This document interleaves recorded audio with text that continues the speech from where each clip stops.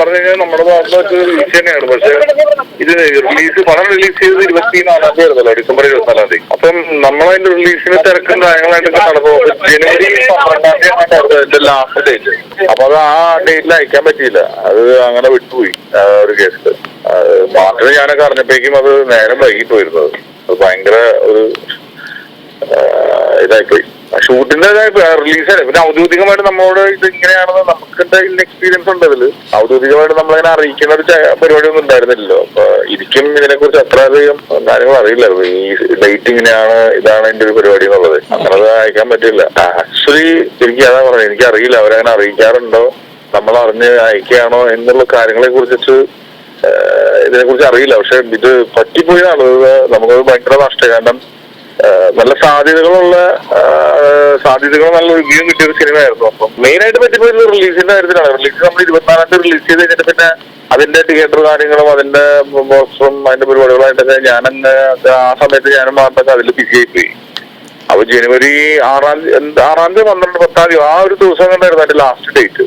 ഇർഫാൻ ഖാന്റെ ഓഫീസിൽ നിന്ന് വരെ ഈ സിനിമ കണ്ടിട്ട് റൈറ്റ്സ് കാര്യങ്ങൾക്ക് വേണ്ടിയിട്ട് അവിടുന്ന് ഇർഫാൻ ഖാന്റെ മാനേജർ വരെ വിളിച്ചിരുന്നുണ്ട് ഈ ഒരു സിനിമയുടെ കാര്യം സംസാരിക്കാനായിട്ട്. അതായത് ഹിന്ദിയിലുള്ള മെയിൻ കമ്പനീസ് വരെ നമ്മുടെ അടുത്ത് സിനിമയുടെ റിവ്യൂ, സിനിമ കണ്ടിട്ട് ഭയങ്കരമായിട്ട് അപ്രീഷിയേറ്റ് ചെയ്യുന്നു. അത് ഹിന്ദിന്ന് മാത്രമല്ല, തെലുങ്കിന്ന്, തമിഴ്ന്നൊക്കെ അപ്പൊ തന്നെ അവർ വാങ്ങിച്ചിട്ട് പോയി. തമിഴ്ന്ന് പല നടന്മാരുടെ ഓഫീസിൽ നിന്നൊക്കെ വിളിക്കുകയുണ്ടായി. ഇതിന്റെ ഇപ്പം പല നടന്മാർ കണ്ട് ഇഷ്ടപ്പെട്ടു അവരുടെ കോസ്റ്റാർസ് വഴി നമ്മൾ അറിയിക്കണ്ടേ പലതും. അവർക്ക് ഇഷ്ടപ്പെട്ടു, അവർക്ക് ചെയ്താൽ കൊള്ളാറുണ്ട്. അപ്പൊ തന്നെ ഒരു മാസത്തിനുള്ളിൽ അതിന്റെ തമിഴ് റൈറ്റ്സ് വാങ്ങിച്ചു കൊണ്ടുപോയി അവര്. അപ്പൊ അത് മറാത്തി നമ്മൾ വിറ്റു, ബംഗാളി വിറ്റു. അപ്പൊ ആ ലാംഗ്വേജിൽ വരെ വന്നിട്ട് നമ്മുടെ ഒരു മലയാള സിനിമ വാങ്ങിച്ചിട്ട് പോയി. പിന്നെ ദുബായിന്ന് ഒരു കമ്പനി വിളിച്ചിട്ട് അവർക്ക് അത് ഇംഗ്ലീഷിൽ സബ് ടൈറ്റിൽ ചെയ്ത് ഇറക്കണം എന്ന് പറഞ്ഞു. നമ്മുടെ പെർമിഷനിൽ ഇപ്പൊ ജപ്പാനില് ചാർലി സബ് ടൈറ്റിൽ ചെയ്തിട്ട് ചാർലി അവിടെ റിലീസ് ചെയ്തു. ജപ്പാനില് ജാപ്പനീസ് ഭാഷയിൽ സബ് ടൈറ്റിൽ ചെയ്തിട്ട് ജപ്പാനിൽ ചാർലി റിലീസ് ചെയ്തു. അപ്പൊ അങ്ങനെ ഒരു റിവ്യൂ ഒക്കെ കിട്ടിപ്പോഴണം. അപ്പൊ നമുക്ക് എന്തായാലും അതിന്റെ ഒരു നല്ല സാധ്യത ഉണ്ടായിരുന്നത്. ഭയങ്കര നിരാശയുണ്ട് സത്യം പറഞ്ഞു കഴിഞ്ഞാൽ. അത് എന്താ പറയാ, മാർച്ചിനും എനിക്കും ഒരേപോലെ തന്നെ നിരാശയുള്ളതാണ്.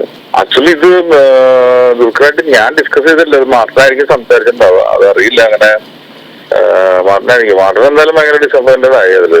എന്താ പറയാ, ഒന്നും ഇത് പരിഹരിക്കാൻ പറ്റാത്തൊരു വിഷയമായി പോയല്ലോ. കാരണം വിടാൻ പറ്റായ ഡേറ്റിന്റെ കാര്യത്തില് ഇതെന്തോ DD ഒക്കെ എടുക്കേണ്ടതുണ്ട്. അപ്പൊ ആ കറക്റ്റ് ഡേറ്റിൽ DD ഒക്കെ എടുത്ത് അയക്കണം. അപ്പൊ അങ്ങനെ പറ്റി കഴിഞ്ഞപ്പോൾ ഉള്ള ഒരു പ്രശ്നമാണ് അത് മെയിനായിട്ട്. DD ഓൺ ഈ ഡേറ്റിന് മുമ്പ് ബാങ്കിന്റെ DD എടുത്തിട്ടാണ് നമ്മളത് അയക്കേണ്ടത്. അപ്പൊ നമുക്ക് പിന്നെ അത് ഡേറ്റ് കഴിഞ്ഞിട്ട് പിന്നെ അത് അയക്കാൻ പറ്റില്ലല്ലോ. നമ്മള് അത് അന്വേഷിച്ചു നടക്കില്ല എന്ന് പറഞ്ഞു കഴിഞ്ഞപ്പോ പിന്നെ ശ്രമം വിട്ടു എന്നുള്ളതാണ് സത്യം. Thank you.